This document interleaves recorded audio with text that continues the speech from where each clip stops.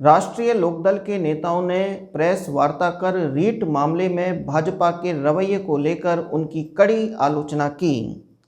राष्ट्रीय लोकदल के जिला अध्यक्ष संतोष फौजदार, पार्षद ब्रजेंद्र चीमा, शहर अध्यक्ष विनोद गुप्ता ने होटल वर्ल्ड व्यू में पत्रकारों को संबोधित किया। लोकदल के जिला अध्यक्ष संतोष फौजदार ने कहा कि भाजपा नेताओं द्वारा तकनीकी शिक्षा मंत्री डॉक्टर सुभाष गर्ग एवं राजीव गांधी स्टडी सर्किल के समन्वयक डॉक्टर बनय सिंह पर लगाए गए सभी आरोप अनर्गल व आधारहीन हैं। पहले भी राज्यसभा सांसद डॉक्टर करोड़ी लाल मीणा इसी तरह के आरोप लगा चुके हैं। इन आरोपों को लेकर समन्वयक डॉक्टर बनय सिंह ने पिछले दिनों प्रेस कॉन्फ्रेंस में स्पष्टीकरण दिया था। राज्यसभा सांसद डॉक्टर किरोड़ी लाल मीणा ने आरोप लगाते हुए बताया था कि समन्वयक डॉक्टर बनय सिंह ने अपने पिता के नाम से 80 बीघा जमीन 4 महीने पहले खरीदी थी, जबकि स्टडी सर्किल के समन्वयक के पिता को गुजरे हुए 7 वर्ष से ज़्यादा हो चुका है। इतने बड़े नेता द्वारा इस तरह का सफ़ेद झूठ बोलना उनको शोभा नहीं देता। उन्होंने कहा कि रीट मामले की एसओजी निष्पक्ष जांच कर रही है।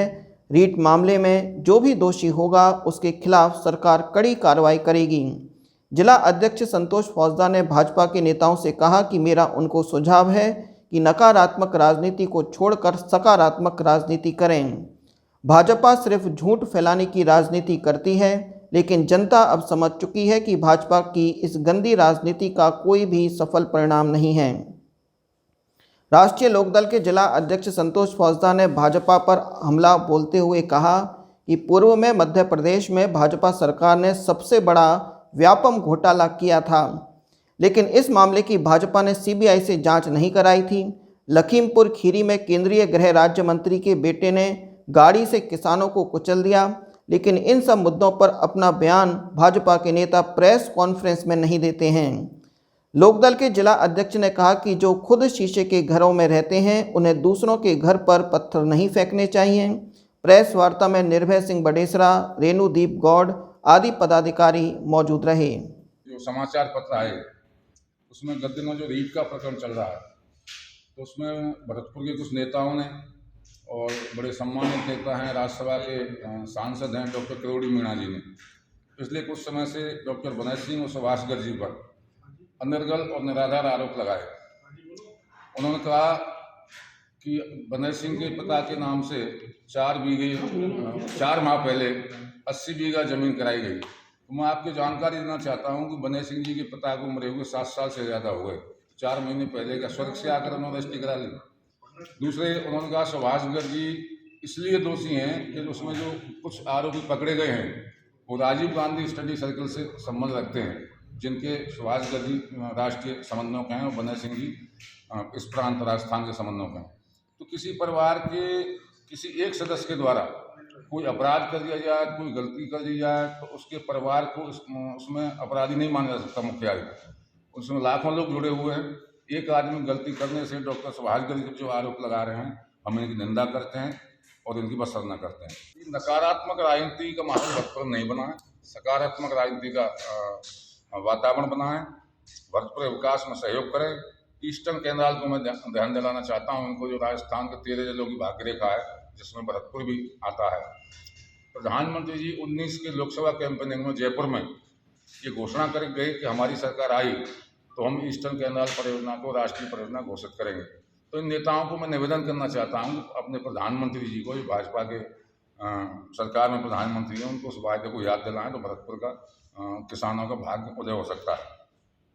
25 के 25 सांसद राजस्थानी जनता ने भाजपा को दिए और उन 25 में से ही जो केंद्रीय जल संसाधन मंत्री हैं आदरणीय गजेंद्र शेखावत जी, जिनको विभाग में ही ईस्टर्न परियोजना आती है, तब भी इसको राष्ट्रीय परियोजना घोषित नहीं हो, तो मैं इसे राजस्थान का सबसे बड़ा दुर्भाग्य मानता हूँ। व्यापम घोटाला जो मध्य प्रदेश में हुआ, देश का सबसे बड़ा घोटाला था, जिसमें 45 एविडेंसेस की हत्या कर दी गई उस मामले को दबाने के लिए। उसकी जांच सीबीआई को नहीं दी। लखीमपुर खीरी कांड में केंद्रीय गृह राज्य मंत्री के बेटे ने किसानों को आप सबने देखा किस तरह कुचल दिया, और उनका बेटा 3 महीने में किस तरह बेल पर है, पूरा देश देख रहा है। तो मैं चाहूँगा इन भाजपा के नेताओं से कि इन मुद्दों पर भी ध्यान दें। राफेल प्रकरण में जो प्रधानमंत्री जी के एक औद्योगिक मित्र हैं अंबानी जी, उनकी कंपनी द्वारा घोटाला किया गया सबसे बड़ा। पूरे देश ने सीबीआई की मांग की, उसमें सीबीआई नहीं दी गई। तो मैं ये चेतावनी देना चाहता हूँ भाजपा नेताओं को। अब उन्होंने एक बात कही है कि हम डॉक्टर सुभाष गर्ग से जब तक एसओजी पूछताछ नहीं करेगी, हम जेल भरो आंदोलन शुरू करेंगे। आज़ादी की लड़ाई में जिन लोगों ने जेल नहीं देखी, 2 एक पकड़े भी गए, वो माफ़ी मांग के रिहा हो गए, ये हमें जेल भरो आंदोलन की गिर की नहीं दें। डॉक्टर, मैं फिर चेतावनी देना चाहता हूँ, डॉक्टर सुभाष गर्ग राष्ट्रीय लोकदल के विधायक हैं और डॉक्टर गर्ग के साथ राष्ट्रीय लोकदल भरतपुर, मैंने पहले भी कहा और आज फिर कह रहा हूँ, चट्टान की तरह उनके साथ खड़ा रहेगा और जिस तरह वो विकास कर रहे हैं उनको विचलित नहीं होने दिया जाएगा। और फिर ये चेतावनी दे रहा हूँ, आज के बाद भरतपुर जिले में राजस्थान का या केंद्र का कोई भी भाजपा नेता आएगा तो राष्ट्रीय लोकदल उसको काले झंडे दिखाएगा, घेराव करेगा, घुसने नहीं देगा जब तक राजस्थान की ईस्टर्न कैनाल परियोजना राष्ट्रीय परियोजना घोषित नहीं हो जाती। धन्यवाद। भरतपुर के 2 सांसद बीजेपी के रहे हुए हैं, इसके बावजूद भी भरतपुर की तरक्की का कोई काम हुआ हो वो आप बताएं मुझे। ईस्टर्न कैनाल के बारे में कोई एक शब्द नहीं बोला आज तक, जो भरतपुर के लिए बहुत ज़्यादा जरूरी थी, पानी के इरीगेशन सिस्टम के लिए। पर अनर्गल आरोप लगा रहे हैं जिनका कोई औचित्य नहीं है, भविष्य की तरफ, विकास की तरफ कोई ध्यान नहीं दे रहे। एक पर आधारित अनर्गल आरोपों के तहत भविष्य की राजनीति चमकाना चाहती है। कुछ भाजपा के जो यहाँ जो नेता हैं, जो पहले चुनाव लड़ चुके हैं और भविष्य में वो अपनी रणनीति इस तरह से बना रहे हैं कि डॉक्टर गर्ग साहब पर वो अनर्गल आरोप लगा रहे हैं।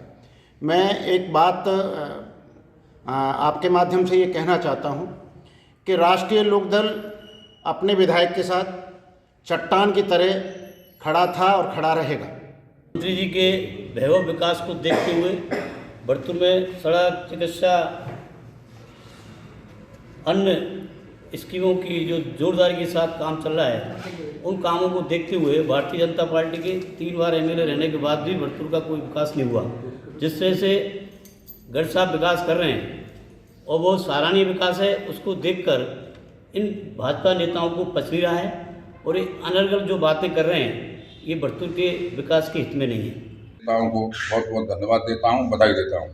और सबसे बड़ी जो खुशी की बात है, जो हिंदी साहित्य समिति जो आप सबके संज्ञान में है, पिछले दशकों से ये समस्या थी, उसकी बार बार हर साल हाई कोर्ट में कभी यहाँ नीलामी होने की व्यवस्था बनती थी और उसके अब ऑर्डर हुए पड़े थे उसको नीलाम करने के।